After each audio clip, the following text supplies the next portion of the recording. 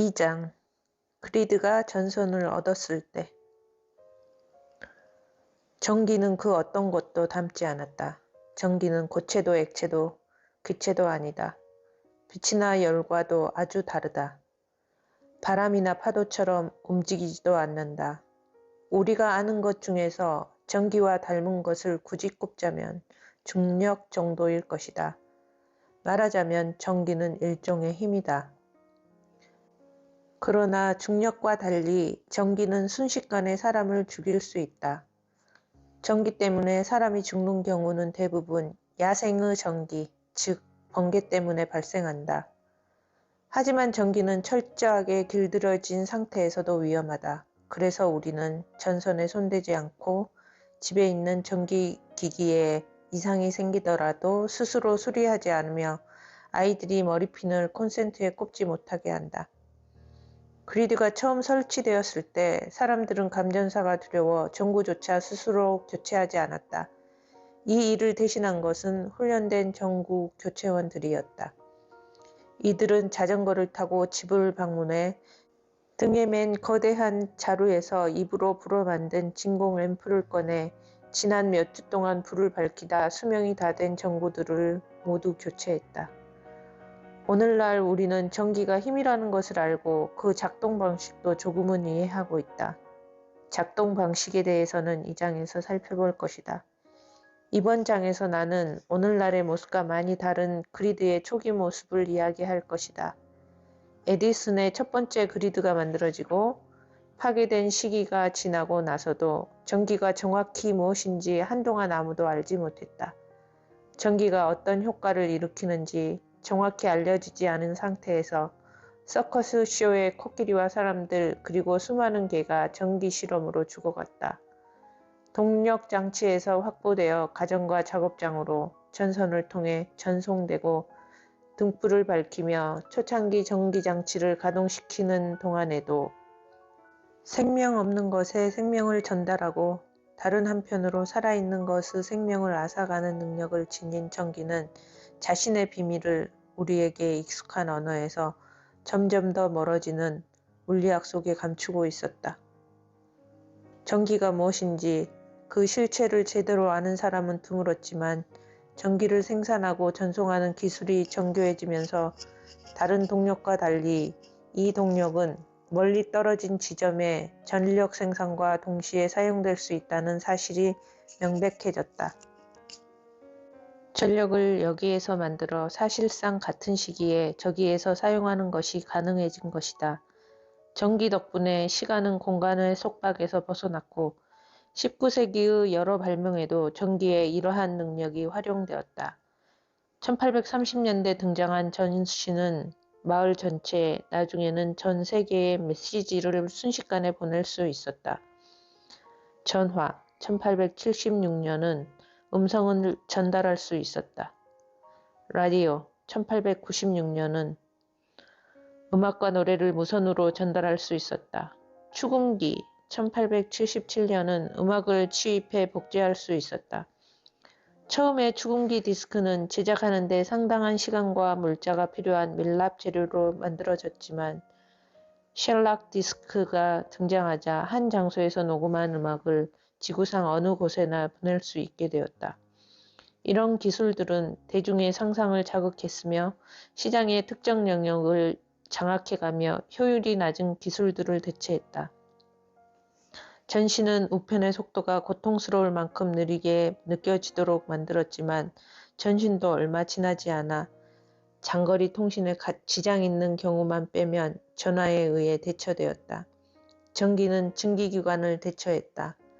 여기서 만들어내는 동시에 저기서 사용할 수 있다는 전기 특유의 능력 때문에 우리 삶에 필요한 동력을 공급하기 위해 아주 시끄러운 소음과 막대한 양의 시커먼 먼지를 뿜어내는 이는 지금도 마찬가지다. 비히모스를 우리의 거주지와 일터로부터 멀리 떨어뜨려 놓을 수 있었다.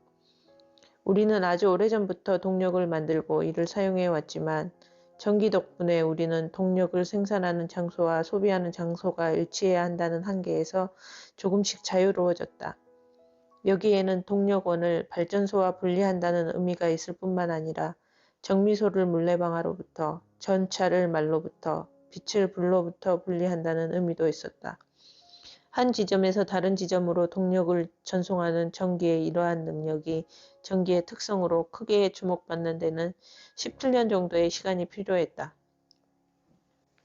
17년이라는 시간은 최초의 그리드가 샌프란시스코에 건설된 1879년과 나이아가라 폴스 발전소가 22마일 떨어진 버팔로시로 고전압선로를 통해 전류를 보내기 시작한 1896년 사이의 시간을 말한다. 17년은 느리지만 꾸준한 기술 발전의 역사다. 1880년대와 1890년대에 양질의 빛을 만드는 전기의 놀라운 능력은 전력을 활용해 여러 경이로운 일을 해낼 수 있다는 희망을 보여줬다. 이 시기를 거치며 미국은 멀리 떨어진 곳에서 생산된 동력으로 움직이는 실용적인 기계들, 그리고 약간은 괴상하고 기묘한 장치들의 본토이자 멀리서 에너지가 공급되는 전기 조명의 본향이 되어갔다. 그러나 이 과정은 아주 험난했다. 선형적이지도 않고 수학적 모형에 도움도 없어서 수많은 추측과 실험에 기반한 시행착오를 겪었다. 그리드가 오늘날처럼 되기 위해서는 수많은 장애물을 넘어야만 했다.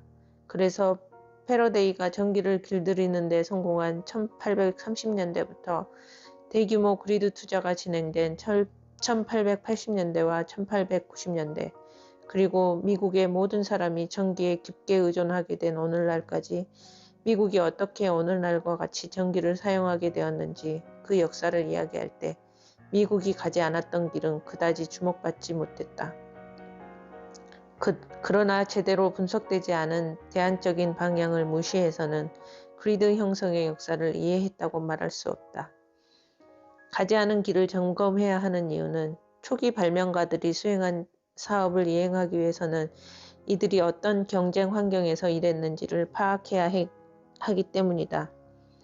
이미 1870년대에 사람들은 시장을 분화시켰던 여러 격차와 그로 인한 문제를 해소하기 위해 다양한 제품들을 내놓으려고 노력했다. 예를 들어 도시의 가로등으로 적합한 전등은 사무실 내부 조명으로 사용하기에는 너무 밝았다. 작은 네트워크에서 잘 작동하는 회로는 큰 회로에 사용하기에는 너무나 부실했다.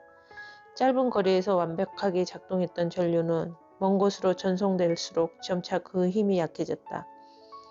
전구 100개를 켤 수 있는 전압이라 해도 전차를 움직이게 하는 데는 역부족이었다.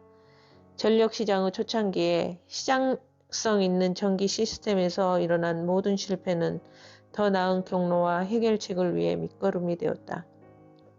창의성이 집약된 19세기 말의 이러한 역사적 흐름은 역사학자의 관심 대상 이상의 의미를 가지고 있다. 초기 개발 과정에서 기인한 여러 문제들이 전력 인프라, 우리가 더 이상 그대로 사용할 수 없다고 생각하는 바로 그것을 다시 만들어야 하는 우리들에게 예상치 못한 비용을 떠안기기 때문이다. 그리드가 어떻게 지금과 같아졌는지 살펴보는 것이 충분히 가치 있는 이유가 바로 이 때문이다. 그리드는 나이아가라에서 시작되었으나 이후 다른 설비들보다 거대해져 소유권은 투자자에게, 운영권은 전력회사에게, 규제 권한은 정부에게 있는 연방댐과 석탄 화력, 유류 화력, 원자력 발전소들을 포괄할 정도로 성장했다. 하지만 나는 한때 그리드에 연계되어 있었으나 여러 가지 이유로 더 이상 연계되지 않는 전력 시스템도 깊이 검토하려고 한다. 여기에는 초창기 전기 조명으로 고통스러울 정도로 밝았던 아크등처럼 새롭고 더 나은 기술에 의해 대체되어 역사 속으로 점차 소멸한 것들도 포함된다. 아크등은 병렬 회로로 이루어진 더 아늑하고 부드러우면서도 감미롭고 눈에 편안한 빛을 내는 백열 전구에 의해 점진적으로 대체되었다. 아크등과 같이 상당한 성공을 누리던 기술 역시 발명에 의해 역사의 뒤안길로 사라진 것이다. 그리드 역사의 다른 순간들, 그리고 빛과 전기를 생산하는 방법들은 모두 사람들이 예상했던 것보다 훨씬 더 오래 사용되었다. 특히 가정, 건물, 공장에서 사용되었던 개별적인 전력 시스템을 없애는 일은 상당히 어려웠고 이들은 1920년대까지 계속해서 살아남았다. 더 나은 기술, 강력한 전력회사, 그리고 규제 당국의 조치에도 불구하고 그랬다.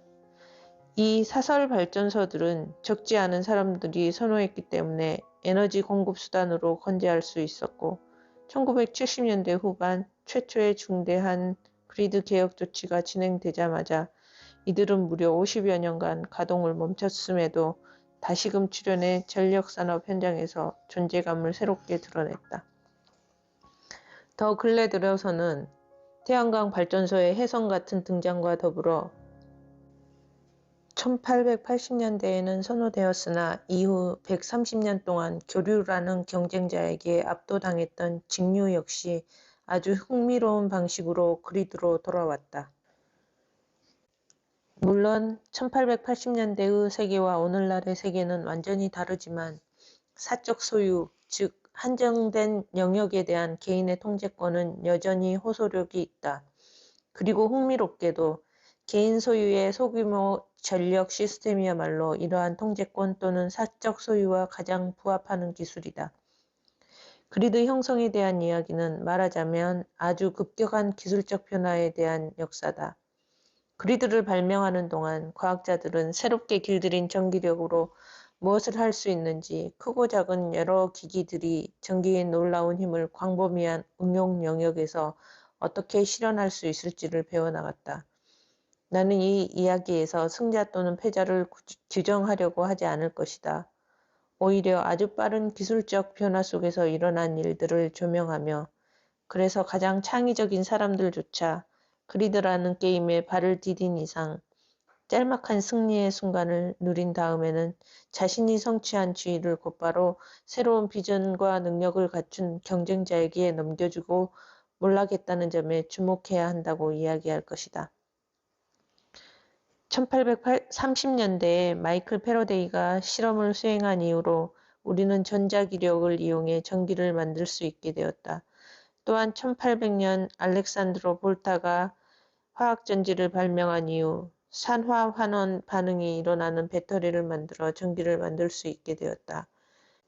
전기에 대한 관심은 뜨거웠고 이를 만들기 위해 고안한 기계도 제작되었으나 1860년대에는 접어들 때까지 전기를 어디에 쓰면 좋을지 알고 있는 사람은 아무도 없었다.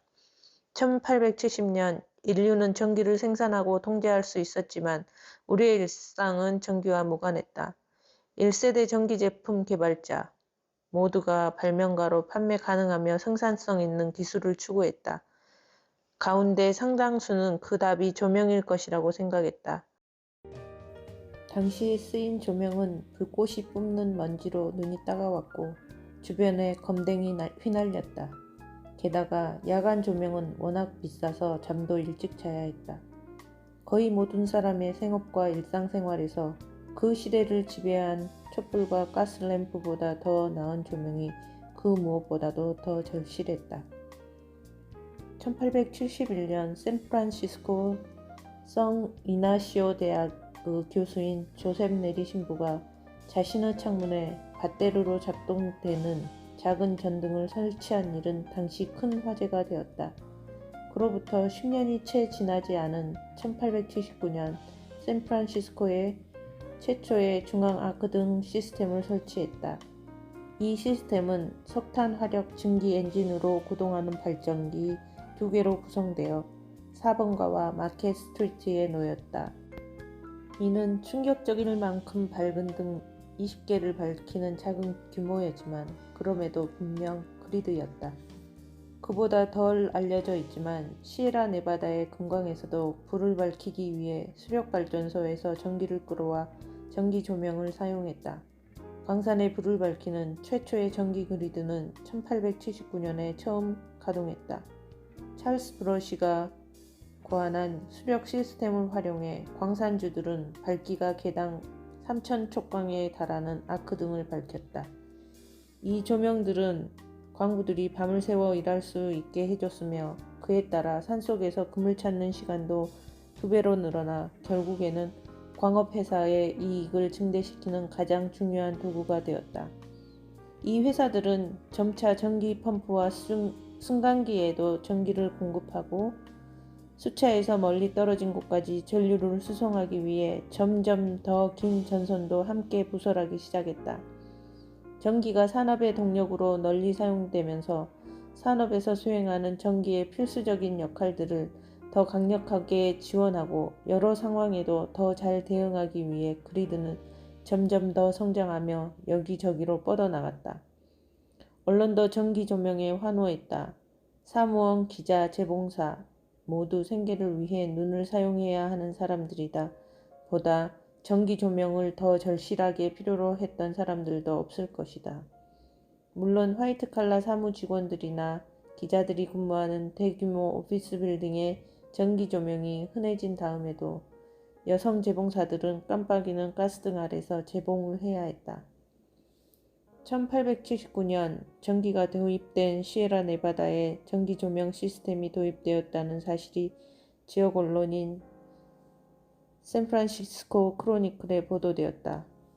당시 도입된 전기 조명 시스템은 5개 정도 되는 전등이 직렬 회로로 묶인 구조였는데 3년 뒤인 1882년에 뉴욕타임즈는 사무실에 처음으로 전기 조명을 설치했는데 이 시스템은 백열등 52개가 병렬 회로로 연결된 구조였다.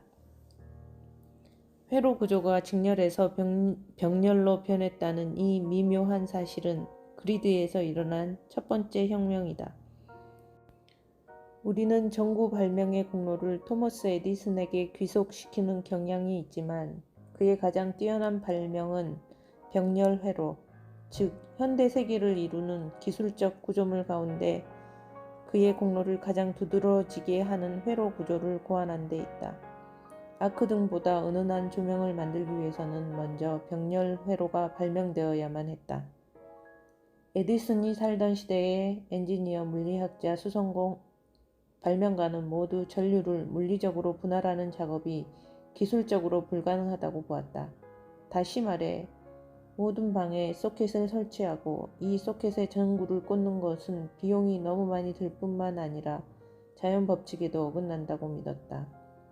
이들이 실현 가능하다고 생각했던 것은 모든 조명 시스템을 위한 하나의 발전소, 각각의 전원에 연결된 하나의 전구 또는 극히 제한적인 수의 어마어마하게 밝은 전구들 뿐이었다. 방금 언급한 아크등이 바로 이런 방식으로 작동했다. 아주 많은 수의 전구들과 갖가지 기기들이 하나의 전원에 연결되어 작동하는 모습은 오늘날 우리에게는 아주 자연스러운 것처럼 보인다. 하지만 1870년대 이후에 진행된 대규모 전기화의 방향과 형태는 명백하지도 불가피하지도 않았다. 에디슨은 고등교육을 받지는 않았으나 아주 군면한 인물이었다. 문제를 해결하려고 할 때 그는 물리 법칙을 고려하지 않은 채 기술적인 해법을 찾으려고 시도하고는 했다. 이런 시도는 대부분 실패했지만 가끔은 커다란 성공을 거뒀다. 그와 아주 상반된 성격의 발명가인 니콜라 테슬라는 그를 이렇게 평가했다. 에디슨이 건초더미에서 바늘을 찾고 있다고 해보자. 그는 일벌의 근면함으로 자신이 찾는 물건이 나올 때까지 지푸라기 하나하나 검사할 것이다. 이론도 계산도 없다는 약점은 90%그 노력에 의해 돌파되었다. 에디슨의 노력은 일단 접어두자. 당대 물리학자들의 말은 분명 옳았다. 아크등은 저항이 매우 작았기 때문에 여럿으로 나눌 수 없었다. 1.5마력짜리 동력을 가진 직류 발전기로 찰스 브러쉬의 아크등 가운데 가장 작은 것 하나를 켤 수 있다면 램프 18개를 직렬로 연결한 시스템의 경우 휴무세기가 13마력으로 가장 큰 괴물 발전기의 모든 힘을 빛으로 만드는 데 써버린다. 아크등은 전기를 아주 많이 사용했고 동시에 막대한 양의 빛을 뿜어냈다. 실제로 이 등은 실내용 가스등이나 4.87m짜리 양초우 빛보다 너무 밝았다. 게다가 아크 등의 불빛은 섬뜩한 색이었기에 모든 사람에게 소름 끼치는 느낌을 주었고 불빛과 함께 기분 나쁜 잡음도 발생했다. 아크 등의 전력 주파수는 초기 형광등처럼 가청 범위 안에 있었다. 이러한 모든 단점에도 우리는 아크 등으로 꽤나 잘 볼 수 있게 되었다. 아크 등과 경쟁했던 가스, 양초, 액화, 석탄, 고래기름 램프의 깜빡이는 불꽃에 비해 아크 등이 눈부시게 향상된 조명이라는 점을 의심하기는 어려웠다. 설치 가능한 개수가 너무 적은 데다 너무 밝고 소름 끼치는 색의 빛을 내놓으며 빛과 함께 윙윙거리는 소리가 발생하는 문제를 해결하기 위해 에디슨은 전류를 세세하게 쪼개는 일에 자신이 개발한 병렬 회로를 적용했다. 병렬 회로는 소리 전송에 대한 그 연구에서 유래한 아주 기초적인 버전이었다. 문제는 물과 달리 전류는 한 지점에서 다른 지점으로 향하는 가장 쉽거나 가장 짧은 루트를 찾아 움직이지 않는다는 점이었다. 전류는 모든 경로를 동등하게 취급한다.